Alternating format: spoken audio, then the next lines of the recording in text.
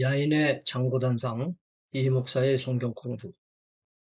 오늘은 복음의 실체, 천국을 지금 여기에 이러한 내용을 가지고 말씀을 나누겠습니다. 안녕하십니까? 미국 애리조나 북부 그랜드 캐년 동쪽에 있는 투바시티라는 광야 마을에서 미국 원주민 나바호족 그리고 호피족을 섬기는 이 목사입니다. 목사로서는 많이 부족한 목동 수준이라고 말해야겠죠. 오얀니시 7목14 이 목사입니다. 이곳에서 사역을 하면서 많은 생각을 하게 됩니다. 내가 이곳에서 나눠야 할 궁극은 무엇일까? 우리에게 부딪혀오는 수많은 난제 앞에서 우리의 해답은 무엇일까? 고통받는 이웃들과 무엇을 나눠야 할까? 그런 고민 끝에 오늘 이 말씀을 나누게 되었습니다. 복음은 무엇인가 하는 근본적인 질문을 해봅니다. 죄로 인해 죽은 우리가 예수 그리스도의 대속의 은혜를 의지하여 그를 영접함으로 하나님의 자녀가 되는 소식, 구원의 소식, 이렇게 생각하면 무리가 없을까요? 좋습니다. 이 설명은 구원의 도리를 간략하나마 웬만큼 설명해 주고 있다고 봅니다. 그러나 한 단계 깊이 들어가 보고 싶습니다. 구원의 궁극적 실체는 무엇인가? 복음의 실체는 무엇인가? 예수님이 당신의 구속사로 인해서 우리에게 주려고 하셨던 그 실체는 무엇인가? 그리스도 안의 생명, 그 생명의 실체, 어느 정도 관념에 머무르는 복음의 정의가 아니라 예수님이 우리에게 주신 복음의 실체가 무엇인가 하는 것을 묻게 됩니다. 머리에 머무는 복음이 아니라 우리의 삶으로 구현되는 복음. 이에 바울의 복음 제시를 생각해 봅니다. 죄와 사망에 속박된 인류, 예수 그리스도의 대속의 죽음, 그리스도를 믿음으로 경험하는 새로운 삶, 거듭남, 칭의, 성화, 영화 등등. 그런데 이 바울의 복음 제시는 당시 주류 사회였던 유다계와 헬라, 즉 그리스도죠. 헬라계를 상대로 논증하는 입장에서 구원의 길인 오직 믿음을 강조하는 특성을 가지고 있다고 봅니다. 물론 이 복음은 시대에 관계없이 모든 사람에게 필요한 꼭 알아야 할 진리임이 틀림이 없지만 우리가 이 논증적이고 관념적인 복음의 한계에 머물러 있었던 것은 아닌지 이렇게 돌이켜보게 돼요. 왜냐하면 제가 그런 면이 없지 않아 있었기 때문이죠. 그래서 생각을 해봤습니다. 그렇다면은 예수님의 제자들이 전해주는 네 개의 복음서에서 보여주는 복음의 실체는 뭘까? 그래서 그러한 관점을 가지고 제가 이 복음서들을 재확인하기 시작했습니다. 그러면서 이 요한복음이 비교적 바울의 복음 제시와 비슷한 그런 패턴을 가지고 있다는 생각을 했지만 결국 저는 몇몇 정과에서 암시를 받았습니다. 예수님의 복음은 천국에 관한 좋은 혹은 기쁜 소식이라는 것이죠. 그 소식의 초점이 뭐냐? 천국이라는 것이거든요. 마태복음 4장 23절에 보면 예수께서 그 갈릴리 두루 다니사 저희 회당에서 뭐 하셨어요? 첫째 가르치시고 천국 복음을 전파하시고 백성 중에 모든 병과 모든 약한 것을 고치셨다. 이 예수님의 그 사역을 세 가지로 이렇게 정리를 해주는 말씀 우리가 볼 수 있는데 여기서 특별히 천국 복음을 전파하셨다. 그러니까 그 복음은 예수님이 복음을 전파하실 때 무엇에 대해서 얘기하셨던 거예요? 천국을 가르쳐 주셨다고 하는 사실이죠.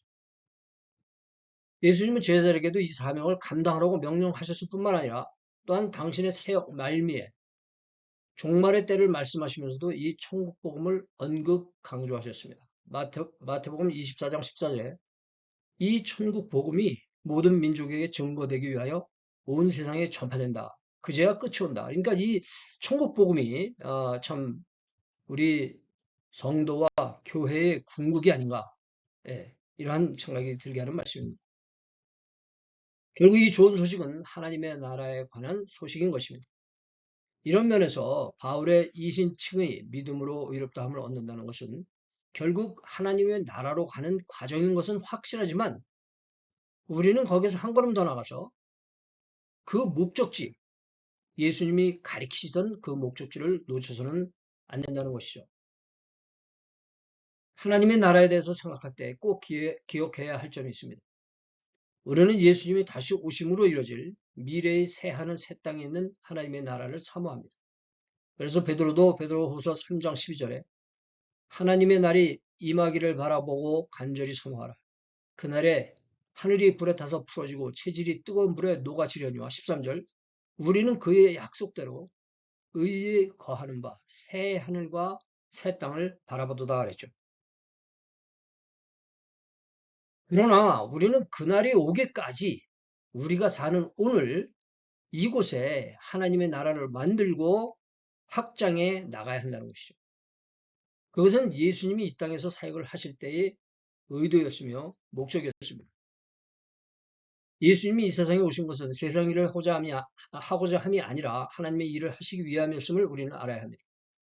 요한복음 3장 11에서 13절로 보면 진실로 진실로 내게 이르노니 우리 아는 것을 말하고 본 것을 증거하노라.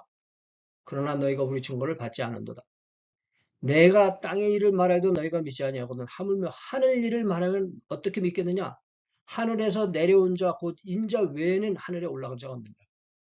이 말씀은 예수님이 하늘에서 이 땅에 오셔서 이 땅의 일을 하신 게 아니라 하늘의 일을 하셨다는 거, 하나님 나라의 일을 하셨다는 것을 명시해 주고 있습니다. 우리가 이것을 다시 알지 못하면요, 참 까딱 잘못하는 복음서에서 헛다리를 짚고 말이는 거죠. 또한 요한복음 6장 38, 39절에도 비슷한 말씀을 하시지 않습니까? 내가 하늘로서 내려온 것은 내 뜻을 행하려 함이 아니요 나를 보내신 이의 뜻을 행하려 함이니라.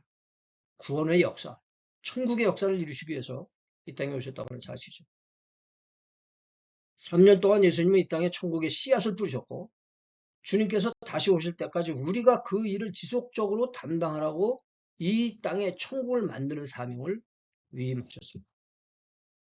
그 뜻은 주님이 가르치신 기도에서 최우선적으로 명시되고 있습니다. 최우선적인 것은 9절의 말씀이고 그 다음에 10절에서 그거를 알려주고 계시지 않습니까? 마태복음 9장 6절. 그러므로 너희는 이렇게 기도하라. 주님의 기도 아닙니까? 첫째, 하늘에 계신 우리 아버지의 이름이 거룩히 여김을 받으시오며 이것이 기도의 첫 번째 중요한 것이죠. 그러나 그 다음에 무엇을 말씀하고 계십니까? 나라의 임하옵시며 뜻이 하늘에서 이룬 것 같이 땅에서도 이루어지이다. 제가 이 10절의 말씀을 좀 정확하게 좀 나름 이렇게 다시 한번 번역을 해봤습니다. 하나님의 나라와 하나님의 뜻이 하늘에서 이루어진 것처럼 이 땅에도 이루어지기를 바랍니다. 그게 지금 하나님의 나라와 하나님의 뜻이 하늘에서 지금 완벽하게 이루어지고 있지 않습니까? 그거와 같이 우리가 이 땅에서 하나님의 나라와 뜻이 이루어지기를 바란다. 이것이죠. 영어 성경에 보니까 Your kingdom come, your will be done on earth as it is in heaven입니다. 현재 이곳에 하나님의 뜻이 하나님의 나라에서 이루어지는 것처럼 그곳의 천국처럼 이곳에 천국이 임하기를 기도하는 것입니다. 자, 그런데 우리가 이 기도에 대해서 말씀을 나눌 때 꼭 기억해야 할 일이 있습니다. 우리가 어떤 기도를 할 때는 그 기도의 응답을 우두커니 기다리는 것이 아닙니다. 우리의 기도를 그 응답을 향한 우리의 행동 강령으로 삼고 그 강령에 따라 행동해야 한다는 것이죠. 다시 말해서 우리는 기도는 우리의 바램을 말하는 것이 아니라 주님의 뜻을 찾고 순종하는 기도, 행동하는 기도. 그래서 마태복음 7장 7, 8절에 너무나 중요한 기도에 관한 예수님의 가르침이 있지 않습니까? 구하고 찾고 두드리는. 이것은요, 그냥 기다리는 게 아니에요. 아주 굉장히 적극적으로 행동하는 이런 기도인 것입니다. 구하라. 그러면 너에게 주실 것이요. 찾으라. 우리 찾으라 그랬어요. 우리가 구하면 찾아야 됩니다. 그 문이 열릴 때까지 우리가 찾아야 돼요. 찾을 때까지 찾죠. 그 다음에 어떻게 합니까? 문을 두드리라 그랬어요. 문을 두드리. 완전히 적극적인 행동입니다. 두드려라. 그러면 너에게 열릴 것이니 구하는 이마다 얻을 것이요 찾는 이가 찾을 것이요 두드리는 이에게 열릴 것이니라. 이것이 바로 순종의 기도고 행동하는 기도라고 저는 생각합니다. 다시 말해서 우리가 저렇게 하나님의 뜻과 나라가 이 땅에 임하기를 원하기를 우리가 기도할 때 우리는 하나님의 나라가 이 땅에 임하시도록 노력해야 하고 하나님의 뜻이 하늘에서 이루어지는 것처럼 하나님의 뜻을 이 땅에서 이루도록 힘써야 한다는 것입니다. 저는 그것이 온전한 기도요. 또한 우리가 천국 복음을 구현하는 길이라는 길이라고 생각합니다. 천국의 특징이 무엇입니까? 하나님의 임재, 하나님의 통치입니다. 우리가 사는 이곳에 하나님이 계십니까? 안 계십니까? 그분이 통치하십니까? 안 하십니까? 하나님은 이곳에 계시고 통치하십니다. 그러나 우리가 사는 이 세상은 아직도 천국과 동시에 인간의 세계가 공존하고 있고 그 사이에 거리적인 차이와 그 질의 어떤 성품의 차이가 있기 때문에 우리는 그 사이와 차이를 우리의 천국 건설의 사명으로 채워야 하는 것입니다. 생각해 보십시오. 예수님이 이 땅에 오신 것은 세상 일을 하고자 함이 아니라 하나님의 일, 천국 사업을 하시기 위함이었음을 우리는 알아야 합니다. 그럴 때 이것을 우리가 알 때 우리는 복음서는 물론 다른 성경들도 좀 더 구체적으로 이해하고 깨닫게 되고 그리함으로 실천할 수 있는 말씀의 능력을 경험하게 될 것입니다. 기독교의 모든 윤리와 교리와 윤리를 지탱하는 모든 기초가 바로 하나님이 통치하신다는 것입니다. 이 한 가지 기초가 우리에게 각각의 사명을 주십니다. 우리는 그분의 통치 아래 어떻게 살아야 하는 걸까요? 물론 우리가 이런 것을 생각할 때 우리 자신의 부족함을 생각하지 않을 수 없습니다. 그러나 우리가 부족하기 때문에 우리의 삶과 믿음은 말씀의 교훈을 따르기 위해서 영원히 계속되는 노력이어야 하는 것이죠. 왕국 정신 혹은 왕국의 혼, 예수님의 복음은 예수님의 삶을 통해서 하나님의 통치를 우리에게 보여주심으로 저는 그것을 왕국 정신 혹은 왕국의 혼이라고 불러봅니다. 우리는 예수 그리스도를 영접함으로 하나님의 통치를 받아들이며 이곳, 저곳, 지금 그리고 영원토록 왕국의 삶을 살도록 해야 할 것입니다. 이 왕국 정신으로 인해서 복음은 저에게 더 이상 관념적이거나 추상적인 것으로 끝나지 않습니다. 내가 사는 이곳을 하나님의 나라로 만들어야 한다는 것이죠.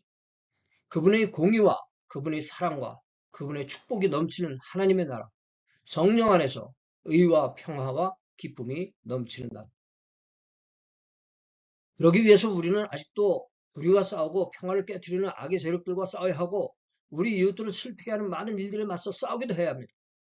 어떻게 이 일을 감당할 것이냐는 것은 각자 받은 사명과 은사에 따라 다를 것이지만 우리는 주님 오시는 그날까지 내가 사는 곳, 내가 가는 곳에 천국 확장의 역사를 이루어야 할 것입니다.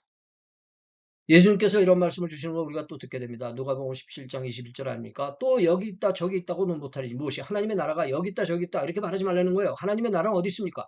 너희 이게 복수거든요. 우리 중에 우리 가운데 있다 이렇게 또 말씀해 주고 계십니다.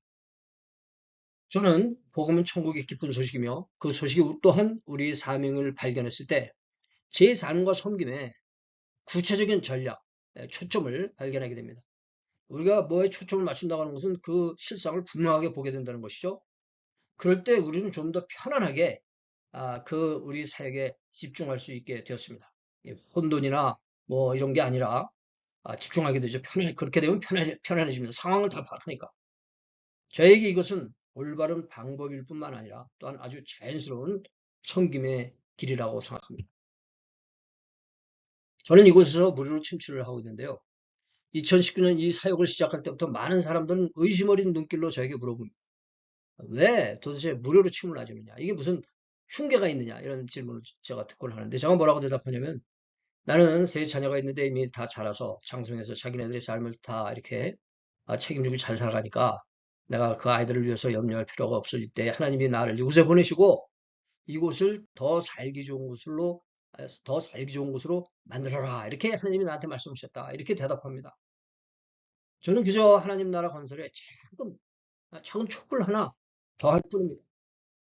저는 이곳에서 힘쓰겠습니다.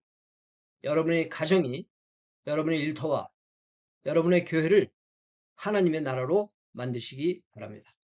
하나님의 나라는 성령 안에서 의와 평강과 희락입니다. 바울이 로마서 14장 17절에 말했지 않습니까?